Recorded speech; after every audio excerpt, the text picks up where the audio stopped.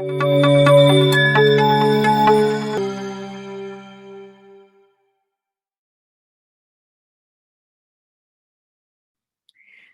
today, what we'll be covering is the following. So we'll be looking at 2020 and try to understand what are the challenges that were brought to us by 2020 with a specific focus on marketing and media. And then we will be highlighting the importance of creating an efficient measurement framework in order to address most, or at least a big chunk of the challenges that were brought to us by the year 2020. And then I'll leave the floor to our distinguished guest, Ajay, that will be telling us all about how Kellogg, despite the increasingly challenging time, were capable of doubling their effectiveness and increasing their marketing ROI by 67%. Now, 2020 has been the year of all challenges. And if we look at the CMO survey, it was not all gloomy, because 62% of the marketeers report that there has been an increasing importance of marketing in their company. And actually, if you look at the share of the marketing budget in the overall budget of the company, that share has actually increased, even if the overall budget has shrunk as a result of the pandemic. When you look at now the marketing job lost in 2020, we are talking here about 9%, which is not a small figure. Unfortunately, that will continue to happen in 2021, and we foresee that actually the forecasted loss in job will be around -3.5%. So what we are saying here is actually, despite that marketing is increasing in importance, what marketeers are pressurized to do is actually to do more, but with less resources. Now, let's look at the ad spend worldwide. Again, here we see that overall, worldwide, there has been a decrease in the ad spend in 2020 compared to 2019 by about 4.5%. 29%, or exactly 28.9% of the companies have decreased their budget. 30% of them have maintained their budget, and actually 40.8% of them have increased their budget. We can take the example of Kellogg brand present with us in this webinar, where actually they have been working very hard during the pandemic to support their clients and to provide them with their favorite food. Obviously, this effort has had a positive impact on their financials, and obviously that also had a positive impact on the budget, on the marketing budget. When we also refer back to the CMO survey, and when we ask marketeers when they expect actually the marketing budget to go back to normal, more than 50% think that it will take between 1 to 2 years for these budgets to go back to their pre-pandemic level. Again, the story that we are telling here is that budgets are tight. They will continue to be like that, and actually marketeers are pressurized to spend wisely, more and more wisely. So what's the solution, and what can we bring to that mix? So here, because of that, it becomes really, really important to adopt efficient ways to run your measurements, so to know how best to invest your budget. Now, if we look again at the summary of what we have presented so far, so we are requested to deliver more with less resources. Budgets are tight, and they will continue to be tight. Add to that mix the continuous and fast changes that our environment are experiencing, which makes the prevision and the prediction and the forecasting much harder. And that's where it's really important for brands and agencies to adopt what we call an efficient measurement. But what do we mean exactly by efficient measurement? First, it needs to be agile, meaning that it's very important that this measurement is capable of taking into consideration the latest changes in the environment and giving you results. Second, we need to achieve shorter project turnaround, because the environment is moving quickly, and we need to provide answers to the business through analytics. So our analytics projects need to be run faster than before in order to be capable of addressing the business needs. Third, we need to be capable through that efficient measurement framework to run what you call frequent project updates. Why is this important? Because again, things change, and we need to encompass or include in our modeling exercise the latest changes in order to be capable to foresee what will happen next, and actually to improve the planning of the campaigns based on the latest results. So this is our definition of efficient measurement framework. So let's discover together how Kellogg, despite all what's happening around us and despite all these challenges, were capable of increasing their marketing ROI by a staggering figure of 67% and doubling their effectiveness. At the same time, Ajay will be hearing it from the man himself, and I'll be paving the floor to Ajay to tell us more about this. That's great. Listen, first of all, let's just make sure you guys can hear me and you can see me. If you can type in the chat window, just to confirm you can hear me and see me, just give me an emoji or a smiley face or something. That'd be fantastic. The more smileys, the better. Excellent. That is great. Thank you so much. I really appreciate it, guys. So thank you. I want to try to keep this as interactive as possible. I would hate it to be, me talking and then you listening. So let's use the chat window as much as we can as we go along through this. Okay. So when my friend Ashraf has done the job on the screen, then I can go to the next slide. And what basically the next slide is, right? It's even a further interactive slide. Okay. So there are lots of clever people on this seminar, and I can see some of them here, right? I mean, these people have contributed so much to the analytics industry. They've contributed so much to the market mix modeling. They've not just done the industry work, they've also written papers. They've also done some scientific work in terms of research papers.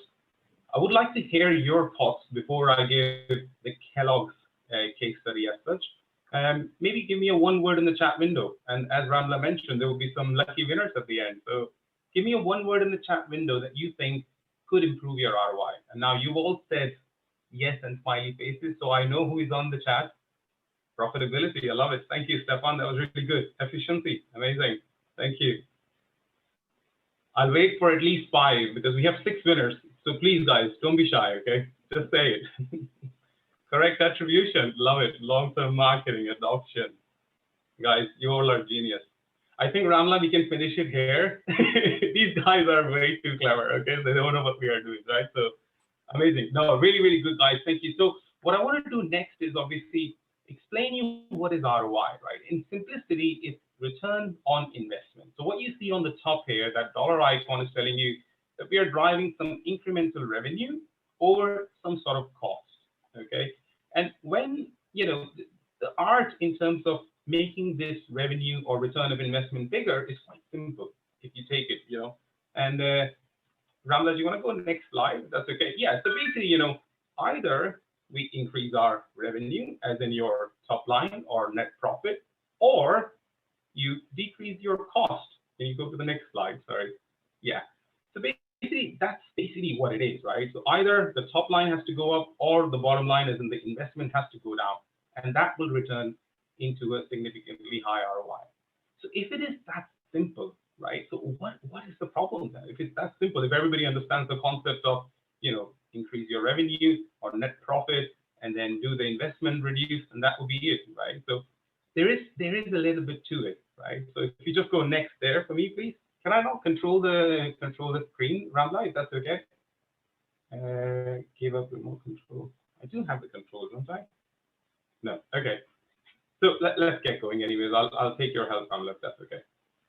So in terms of what is the Kellogg's problem statement as such, right? So we had in 2019 and even the year before in 2018, our media budgets were reducing, right? And this is no surprise to anyone in marketing, right? I mean, the marketing effectiveness has been coming down, and that we experienced in Kellogg as well. The marketing budgets are coming down, and we are getting low ROIs. And at the same time, we have a massive portfolio to support. As you can see here, right? So we have some very known, well-known, iconic brands that you see on the screen there, but there is a massive portfolio of those. The ones that you see are only 4, but there is major brands that are outside sitting in this portfolio. And then you multiply that by the number of countries that we support. So there's quite a lot of large portfolio that we want to support, and the ROIs are going down.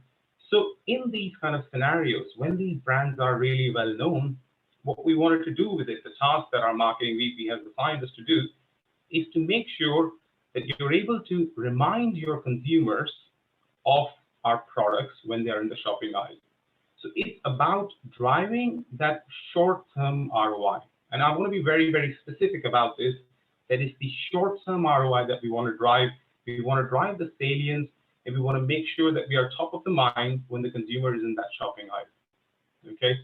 And what I'm presenting today is obviously by no means my work. I mean, it's a massive, and there's a proverb in Africa, right? It's called it takes a village to raise a child.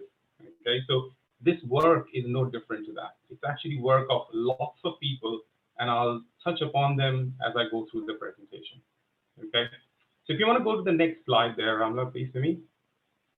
Right, so what are the ingredients to achieving high ROI? I'm going to give you, from Kellogg's perspective, those 6 key things that we have identified, and they work for us. That's why Ramla was saying, you know, we improved our ROI by 67%. So what are those key ingredients? So starting from the first tile itself is the size, right? So the size matters. This is what we have seen looking at the analytics work from not just Europe, but from North America, from Canada, LATAM, Asia Pacific. When we look at all of those, we saw a very clear pattern. If your size is bigger in terms of the brand size, the probability of getting a high ROI increases quite a bit. And somebody in the chat before mentioned profitability. That's also a key factor, right? So I really want to give a prize to that one, Ramla, if that's okay. Then anyone who said profitability, because that's something I don't have it in my screen, but no problem. It's a very important one, right? Then the size matters. So we understand that the size is there, but as you can imagine, right, we have a massive portfolio of brands. So how do you get that size is what I'll show you in the next slide. But one thing to remember is size matters, okay? The second one is creative content. Never underestimate the power of content. I think content is really a key in terms of driving high ROI. If your content is engaging, if your content is humorous, if your content is emotional, anything that hooks the customers to you, hooks the shoppers to your creative, that will drive high ROI. And this has been tested and proved lots of time before in various different studies that have been done in the scientific research. But in terms of creative content, we had a very lucky team. I mean, our team did some phenomenal work that I'll touch upon later on in this deck, but I want to call out the second tile is definitely creative content. So third one there, Ramla, please. Okay. And as I was showing you before, right, so in terms of ROI, we have, very simple, right? So there's the incremental revenue, and at the bottom, you have the cost. How do you control the cost? But the beauty is not just by reducing the investment. The beauty is when you're able to create a balance between cost and targeting. To create that balance, we are able to reach mass audience, but at the same time, reach targeted mass audience as well, and keeping that cost low, right? So this was the third tile there. And then the fourth one is around portfolio play. As I was mentioning before, we have a massive portfolio to support, right? In that portfolio, there are some brands that are in the bigger countries like UK, France, Italy, Germany, Spain, but we also have a portfolio that's in, Ireland, Netherlands, Belgium, Poland. Which ones don't really get that much support, right? So what we want to do is, how do we make sure that we are prioritizing our portfolio to A, drive incremental revenue, but at the same time, make sure that we are not oversaturating that portfolio. So we know that UK is a big country, but we don't want to give all the money in that one country because it might hit the diminishing returns. And I've used this example before in my previous presentation about diminishing returns, and it went down really well. And the simplest way to explain is, imagine you are in a pub, right? These days it's hard to imagine you are in a pub, but let's just say imagine you are in a pub, okay? And you get a glass of gin and tonic, right? How does the first one make you feel? Really good, right? How does the second one make you feel? How does the third one make you feel? But when you get to the 10th one or the 7th one, the effect of that drink just kind of wear down, right? And that wearing down is what we call it as diminishing returns. So what I want to make sure is that you understand that concept, that you cannot just fulfill the demands of one country and keep pumping money in that country and serving that gin and tonic to only one country and one brand when there are other people waiting outside in the queue who are much more deserving for that gin and tonic. So that's where the portfolio play comes in with the analytics to make sure that you are giving the right investment to the right product and the right countries, and you stop that investment at the level where it hits the diminishing returns or saturation, right? The next layer, which is the fifth layer to this, is around the comprehensiveness of marketing, right? I mean, we spend a lot of time focusing on just media. When we know media drives a significantly smaller proportion of our volume sales, we don't look at the full picture. How do we broaden this and make sure that you look at media and promotion, promotion being temporary price reduction or display and features, those kind of things together in one lens? That will have an impact on your ROI. You don't want to spend twice for one sale. You don't want to go drive media and at the same time do promote that product as well. So you are selling the product in one price for the same thing. So basically what we want to make sure is you have that channel laid down correctly. You want to make sure that your media comes in first and then you promote. Don't want to promote and do media at the same time. So don't stack them up. And if you do stack them up, you will get higher volumes, but those volumes will not be as profitable if you scatter this out. Okay, so that's the fifth one here. And then the last one, which is the sixth one, which is quite critical and quite dear to me, is the team, right? So making sure that we are part of that team that is decision making. You're utilizing the analytics. All of these 5 tiles are great on their own, but they will only give you a number.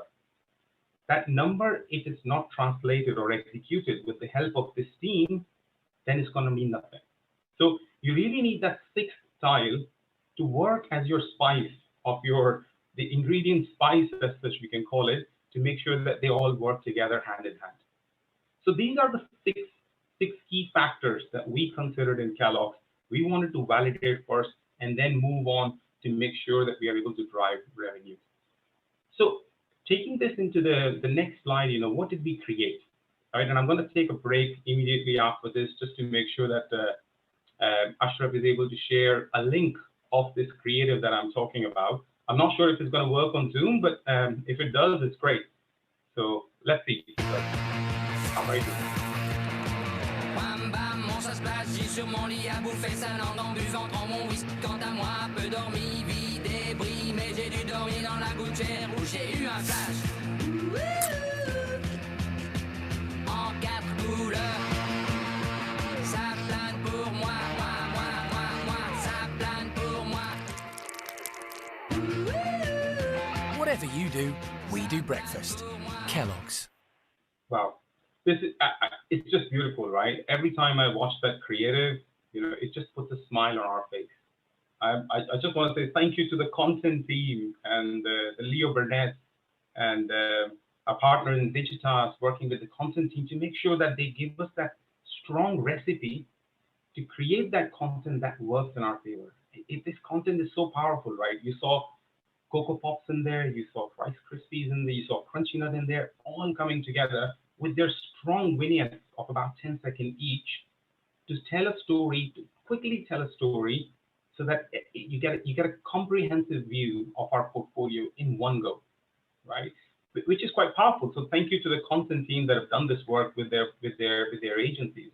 It's really, really powerful. Then how did we take those 6 learnings and apply it into the context of our portfolio?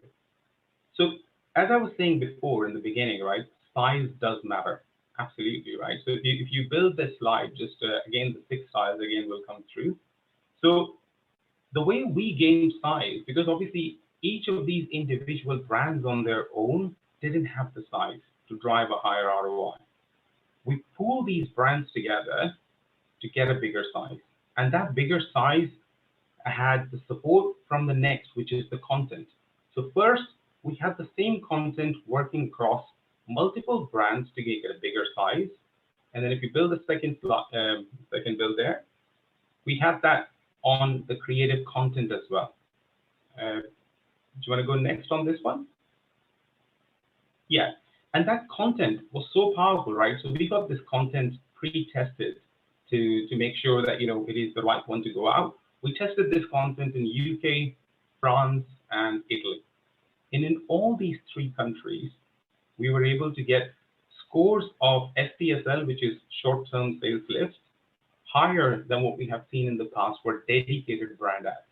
Dedicated brand ads being Crunchy Nut dedicated ad or Cocoa Puffs dedicated ads. And that content, when it was aired, it gave phenomenal results from the content perspective, right? Then the third thing that we combine with those 6 ingredients is, as I was saying, right? So make sure that you have a media targeting and cost as a balance. So our media team worked phenomenally with our media partners like Kara and the media agencies to make sure that we can keep that cost down. And at the same time, by just keeping that cost down, if you build the 4th and 5th bill there, we also made sure that the laydown was also perfect.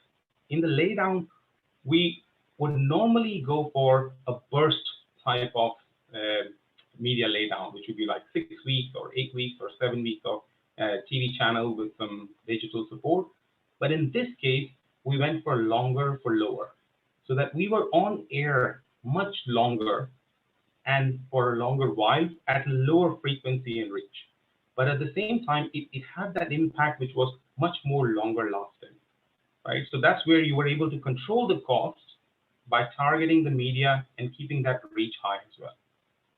And obviously, I talked about the portfolio and budgeting and the channel selection. So once you know when that gin and tonic has hit that point, where you have actually, reached that high point of saturation, how do you make sure that you utilize the next channel and list? So if you have invested in TV, what is your next channel? You move to the next channel, and that gets you to the social, digital, various other channels. And have the business look at the view of media and promotion side by side, so at least they can compare those ROIs together, right? And for this last one, I left this slide actually blank. I just wanted to use the chat window again to see what you guys are saying. And there are some great questions coming in as well. I would love to answer those as well at the end. What was the last slide? What was that last style that I talked about? I left it blank intentionally, just to hear your thoughts.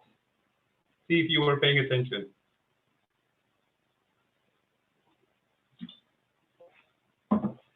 Go, Elaine. Welcome to you. That's it, right? So I left it intentionally blank, but I wanted to make sure that I give it a place of its own as well that deserves it. So a full page has been given to the team. So if you want to go to the next one there, what we don't want is the team on the left. We don't want a team that will wait and, they're not ready for experimentation. They are looking for safe options. We have tried that before. We don't want to do it again. You want to be around the team that is ready to make it happen, right? So you want to be on the team that's on the right-hand side once it builds, is that spice of the ingredients, right? That team that works collaboratively together. Do you want to build the slide there, Ramla, please? Yeah, great, thank you. The team that works together, and it's not just the internal team, it's the combination of our media partners, syndicated data like ROI and Nielsen, market mix modeling vendors, making sure working together with our content partners from internal Kellogg, internal media teams, brand and marketing teams, everybody coming together, including our consumer insights, right? Business analytics team, the regions coming together, all of these coming together for one single group. That's the goal, is to grow Kellogg rather than my brand, my country, your country. When we break those barriers and just look at it from Kellogg's one single perspective, then we can achieve something more powerful. And that's the ingredient that we are looking at here. A team coming together with external and internal vendors, working together for one goal, which is Kellogg's growth. Okay. Right. So basically, with that team, what we did is, we managed to work together. And the way to read this slide is from 2018 to 2019, from left to right. You can see that the ROIs increased. I've anonymized the names of the brands there, but you can see that the dark blue color went from 30 cents of a variable gross profit ROI to 35 cents in 2019, and that increased to 55 cents in Q1 2020. And these results were great, right? I mean, with that team effort that was there, it showed 67% increase in our ROI and doubled our effectiveness. And not just that, if you look at the The brand number 2, which was 17 in the year 2018, we didn't have the budget to advertise that brand in 2019. But with this campaign, we were able to advertise that brand again, to support that brand again. And that support resulted in great ROI for that brand. So you're able to get them on air, drive that short-term ROI as well, and create that saliency that is much needed for these brands. So what we really need is the team that is ready to either fail. I mean, this could have failed, we don't know if this could have failed. So a team that is willing to fail, but if you succeed, willing to scale as well. So we initially did this campaign in UK and France. Then after seeing the results, this was even replicated to other bigger countries as well. So we went to Spain, Italy, Belgium, and counting. So that's basically the work of team effort, right? Combining all the analytics together, those 6 styles together, and then working our way through. But it's not that simple, right? So if you go to the next slide, there are challenges that will always come through in terms of achieving this high ROI. This is a classic example of a project management triangle. People, managers will look for control the costs, do as little as possible in terms of investment, increase the scope, right? I want even more granular insight. I want to see by sub-brand, by channel. I want to see everything by everything. And I want to do it even faster, right? So these are the project management challenges. So how do you increase your ROI when you have this triangle in the back of your mind where you need to manage the cost and deliver it faster? This is where I think, we as this MMM analytics team have to work together to create robust measurements, to create granularity in the data, agility through automation. So how do we automate these things? So rather than waiting for weeks and in some cases months for results to come in, how do we create those data warehouses that the data gets stored automatically and then moves into a cycle, into a chain where it's modeled and the results are already available on a portal which all your brand teams and media teams can see, and the decision making is happening fast. We need that faster turnaround. You need the people in your team that are able to simulate, predict. So I was very lucky that I had people in my team that were able to simulate on the go, predict the future, and at the same time, advise our marketing team and brand teams to course correct. So these are the ingredients to ROI. So it's not just the analytics, it's not just the teamwork. You need to have this robust measurement in place as well. And I think I'll pass this on to Ramla from here, I guess. So guys, thank you for listening on to me. I'll be happy to take any questions at the end. Ramla, is that right? Yes. Great. All right. Thank you, Ajay, for sharing with us the 6 ingredients that were key and that were behind the success of Kellogg. And as you mentioned, Ajay, we all wanted to be fast, we wanted to be robust, but the question is how. And here we have pulled together 4 components that really would help you make your marketing effectiveness measurement fast. First, you need to have a defined process where everything is very well structured and defined. Then you apply to it a layer of agility that allows you actually to respond to the business needs timely. You need to have also structured data, because if you want to move to in a setting where you do quick project turnarounds and quick and fast updates, you need to agree on the format of the data that fits into the process. And last but not least, you need a superior technology that is capable of pulling it together. What do I mean by that? It means that you need to have a technology that where inside that technology you have that defined process, and that technology is capable of taking that data and put it in the right pipeline and in an agile way that gives you the right responses timely, so you can influence the brand and then you can realize improve your performance. And here we are talking about the technology master, which is a marketing mix modeling bespoke software that enables you, as we were mentioning earlier on, to run your process end to end. So here you get your data from different parts of the company and outside the company. And again, Ajay talked about how important it is to have good partners, because most of the data will come from these partners. So the more accurate it is, the more timely it is, the better the whole process after that will go. And then that data will get ingested by that software that is capable of automating the whole part of the process. And generally in marketing mix modeling, there are three components to it. There is the data preparation phase, which is a big pain for any MMM project. Then you have the data modeling, which is the machine whereby you'll be choosing out of the thousands of variables that you have collected and you have transformed in order to understand what is the right mix that worked for you. And then after that, there is that whole part of data insight and recommendation that needs to go quickly and be provided quickly to the business so they can adjust accordingly. So that's your ROI, your optimization, your prediction. So as a result of that, what again, Ajay, I'm going to present this slide, but please feel free to chip in if you have anything to add.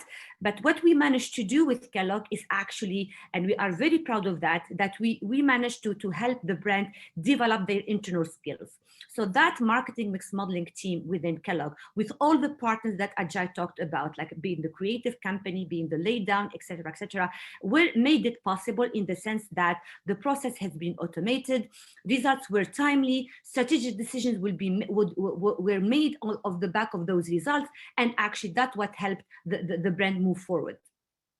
Again, we talked about how important it is to run or to achieve shorter project delivery. And I was amazed when I was speaking to Ajay when we were preparing for this webinar to hear that the internal teams at Kellogg were capable actually sometimes in 1 week to turn all the results needed for the business instead of the 6 or 8 weeks that we are generally expecting in a classic marketing mix modeling project. And we are very proud that mass analytics has enabled that for the team, for the internal team at Kellogg.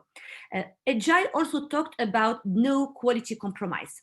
And that's where all the robustness of the methodology, of the flow, of the MMM workflow was key in a way that, yes, we can deliver fast, but at the same time, our results are robust to the point that actually they will be informing our next moves when it comes to media and marketing. Project efficiency is very important here because, again, Ajay mentioned the fact that there are so many hypotheses in the business. So your manager, your marketing, the brand, the category manager will come up with different hypotheses. And it's very important that the marketing analytics team are equipped with the right tools to be capable of analyzing, testing this hypothesis and finding out what is the real truth. And if we have an agile platform, you are capable of testing this very quickly. You are capable of isolating those hypotheses that do not hold and those hypotheses that actually get confirmed by the analytics. So all your decision making is actually based on measurement and based on data and analytics. The last point is very, very important and is also increasing in importance, which is data confidentiality. More and more brands and agencies that we work with, they would like to keep the data protected. And in the context we are talking about here with the Kellogg internal team, they were capable of not sharing the data with external partners because they own the process, they own the analytics, which means that they were at ease when it comes to the complete data protection and privacy laws compliance. Ajay, do you have something to add in here, or shall I move on to the next slide? I think you are on mute. Unmute. Is it okay now? Yes, we hear you now. Perfect. No, I just wanted to stress on the first bullet there around developing internal team skill set. You know, it's really critical to make sure that the teams that are working in-house are as equipped as the teams that are on the agency side. So you know that if you really want the market mix modeling or analytics projects to work well, first, I think it's really important for you to understand what are the challenges behind the market mix modeling program or any other analytics program per se. What this tool does is it allows for the internal teams to understand the crux of the things behind the scenes as well, which I find really fascinating. You know, if you're able to run at least 5 models in your career, at least you've learned so much from that you're able to at least, you know, go out and do these studies when it has to be done with vendors or even internally. So that skill set part is really core to me, and I feel strongly about that one, you know. Thank you, Ajay. So to wrap up and leaving you with some key takeaways here. So we talked about the challenges brought to us by the year 2020. We talked about the fact that budget are tight, resources are scarce, and then marketeers and agencies will have to do more with less. And that's why it's very, very important to develop a measurement framework that is efficient, that will be providing us with the right agility that enables the brands to respond to the market changes swiftly. And that's why it's really key to equip yourself with an advanced marketing mix modeling technology like what Kellogg did, and be capable of developing a skill set in-house that mirrors, in a way, as Ajay was mentioning, what's happening in the external agencies. And most of all, and Ajay himself dedicated like a big slide and a big screen on that, is collaborative process. You have to make sure that you have the right team, whether the internal team and also the external team, that will be all working together for the sole benefit of the brand. And that's really the recipe for success that made Kellogg improve massively their marketing ROI and double their effectiveness. This is the moment where we will be starting our Q&A session, and I will be handing this to our host, Ashraf, to take us through the questions and tell us who do you think should be addressing each one, myself or Ajay. Thank you, everyone. Hello, everyone.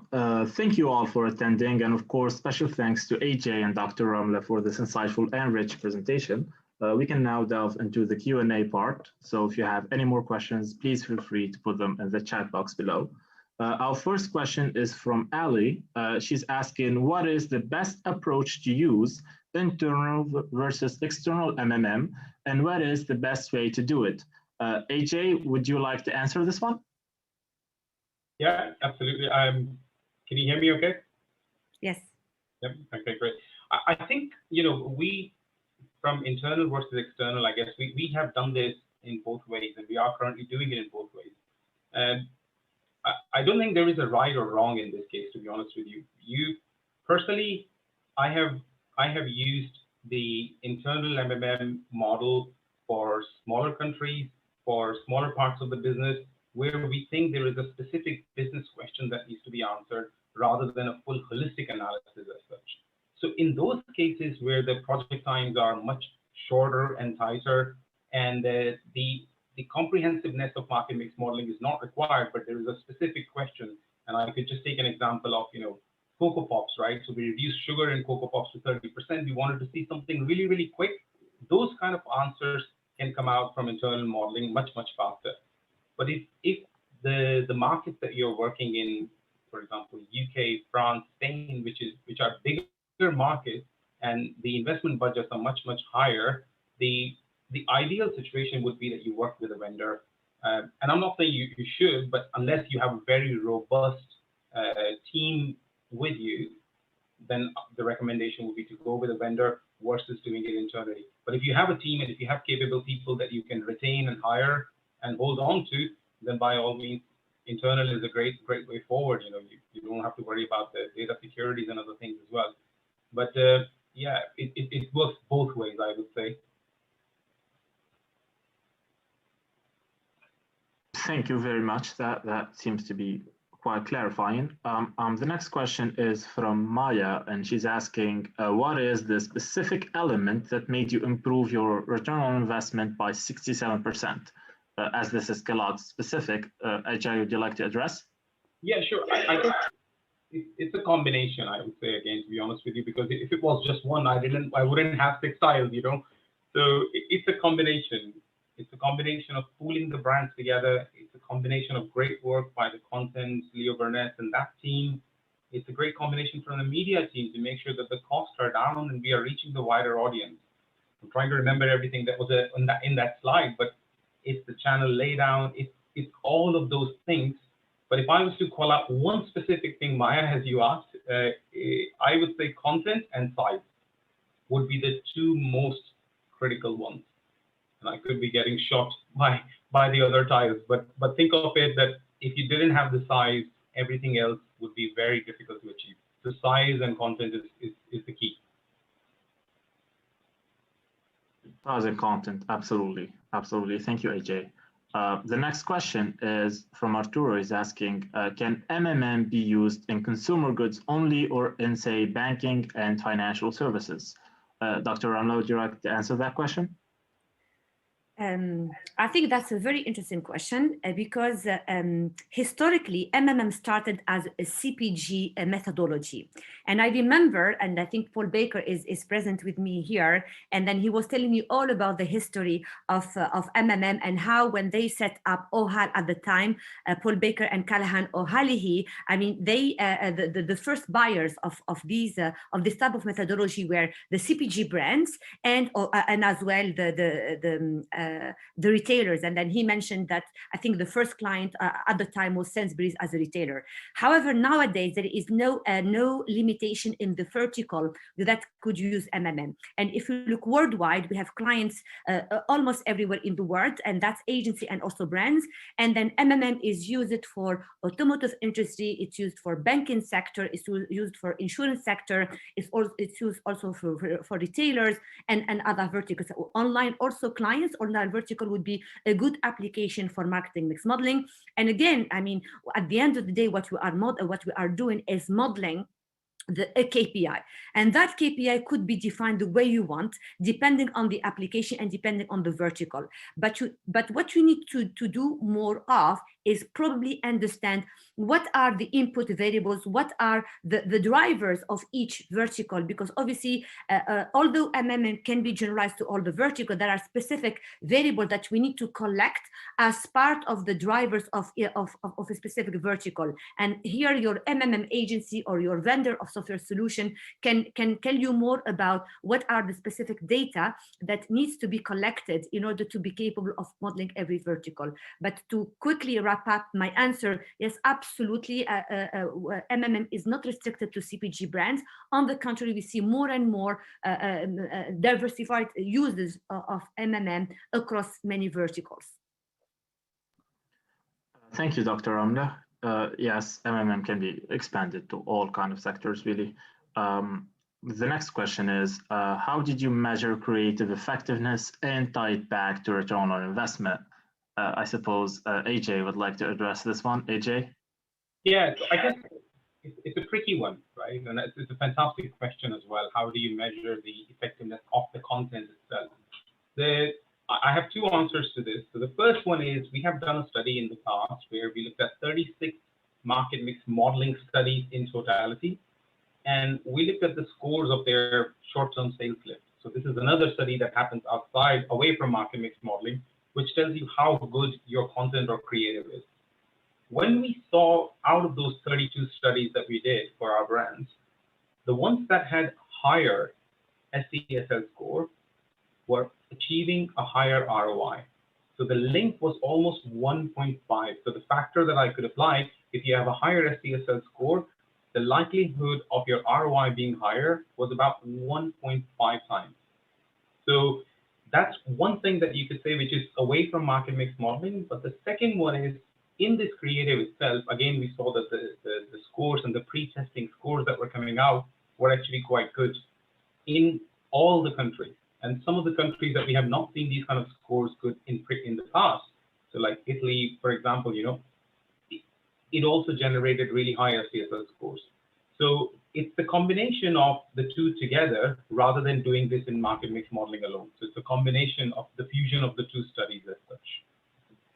Absolutely, Ajay, and here what we are saying that from the technical standpoint, the way we measure creative differences in marketing mix modeling is that we'll be splitting, that's the technical term, splitting the variable by creative and try to understand whether a specific creative will have a higher coefficient or a higher efficiency on your sales. However, it's very, very important, as Ajay mentioned, that we use some kind of qualitative or backup data, because that link test results will tell us whether or not, or will be helping us confirm some of the hypotheses.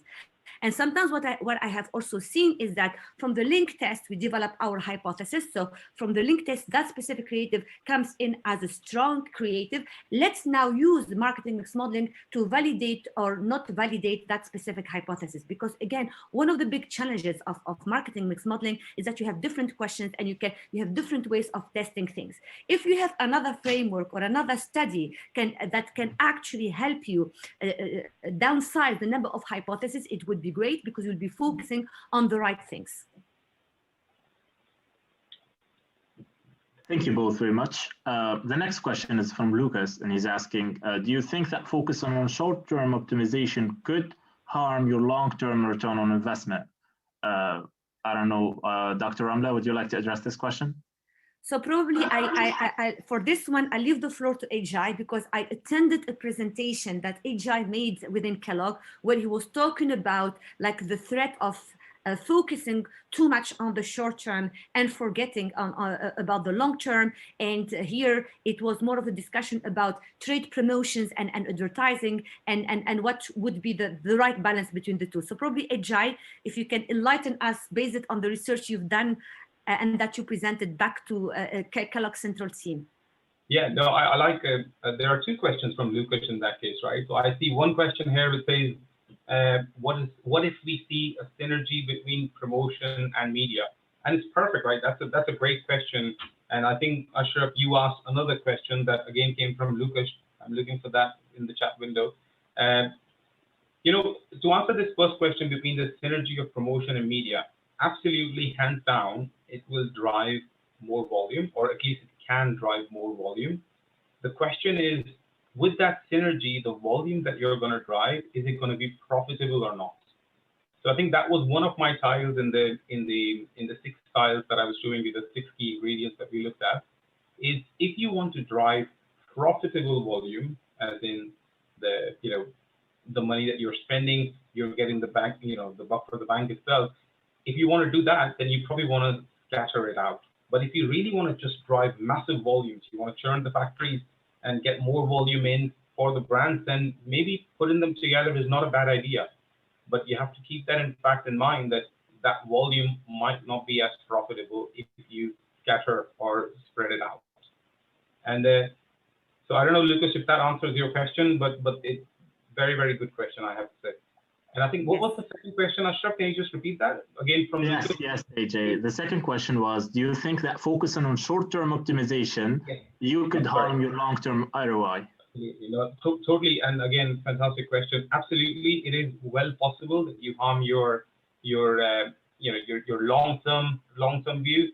But in this specific case of Kellogg's, when we looked at it, it was very critical for us to drive short-term ROIs, and the brief that we received was to make sure that we get on air as much as possible and drive higher ROIs.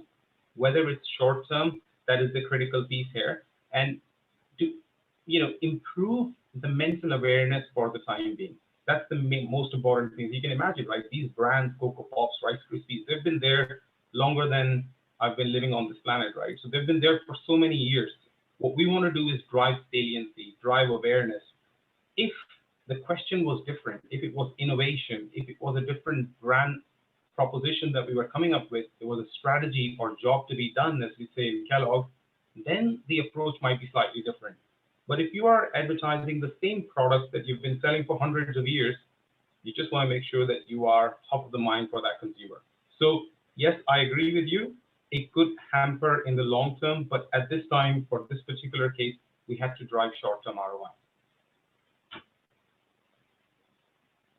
Thank you very much. Unfortunately, we have a lot of time left, so we'll be taking one last question.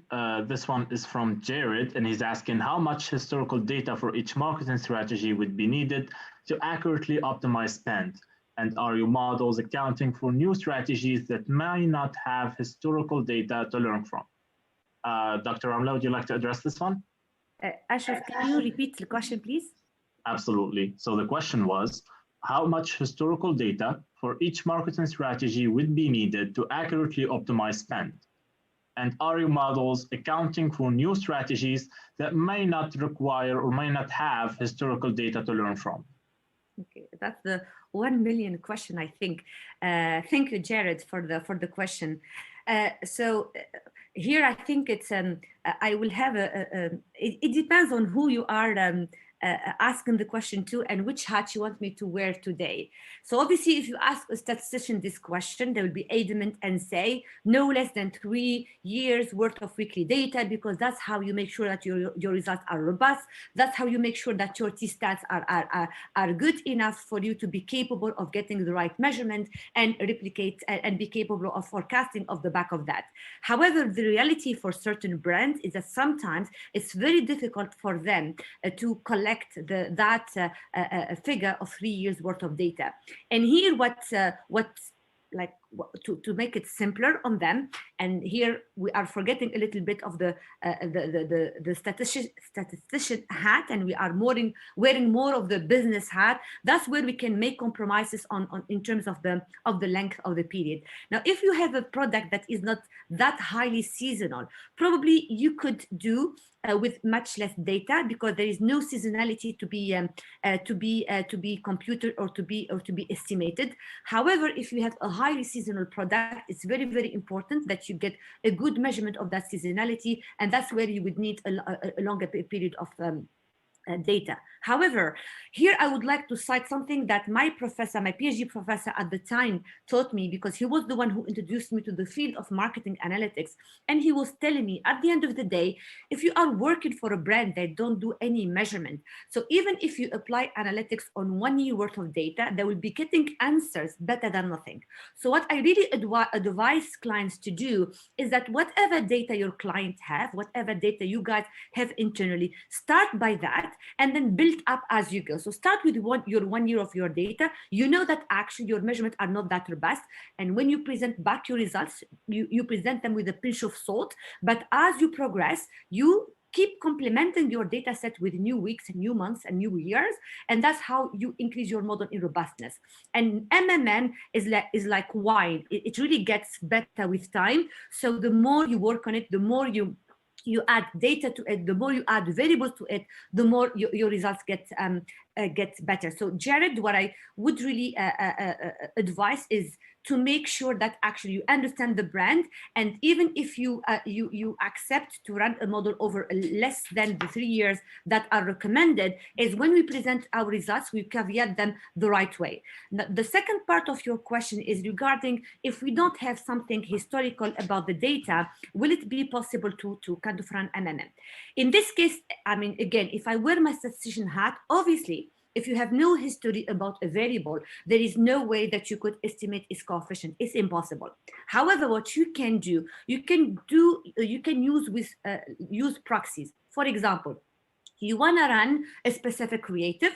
You never run that particular type of creative, but you think that historically speaking, there is some creative that if you analyze the features of them, they will resemble the creative that you want to launch for the first time.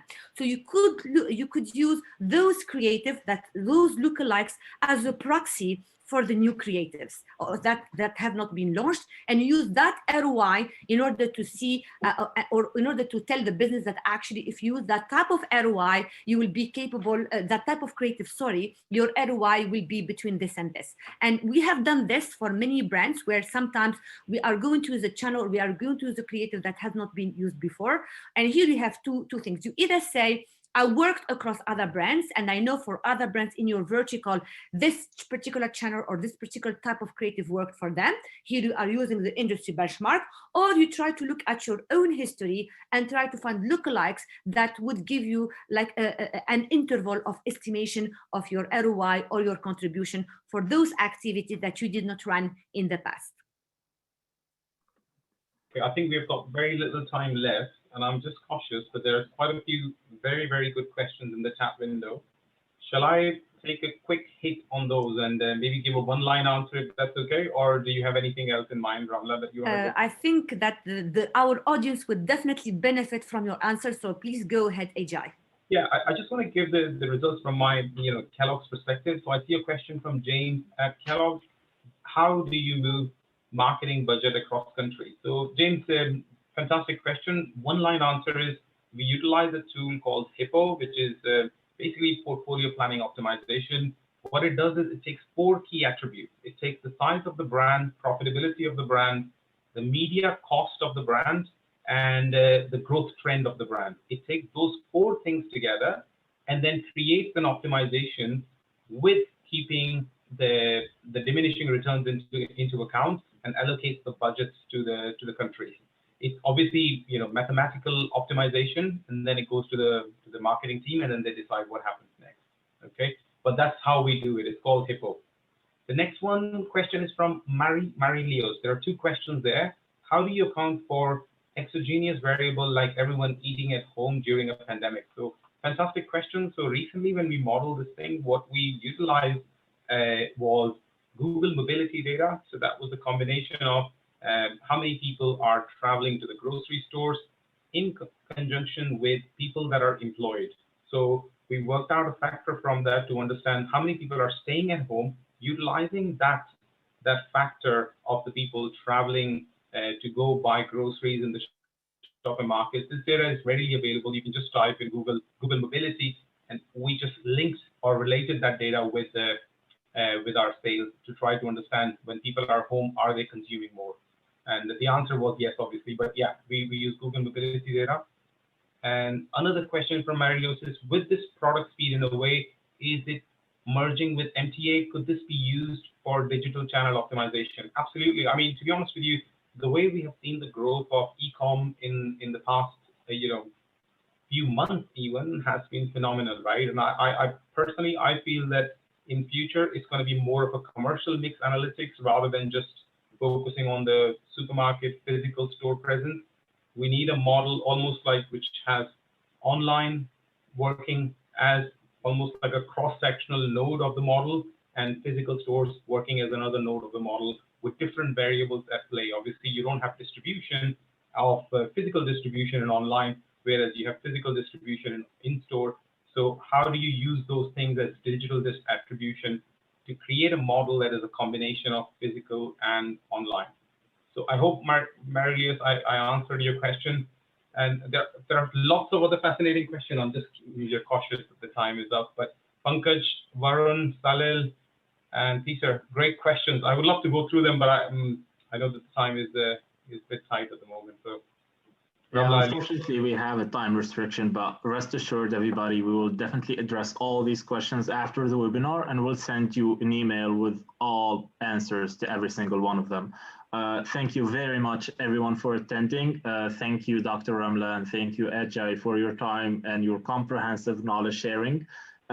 Ajay will be selecting from the answers the 6 lucky winners, and they will be contacted by email to claim their prizes in the following days as soon as possible.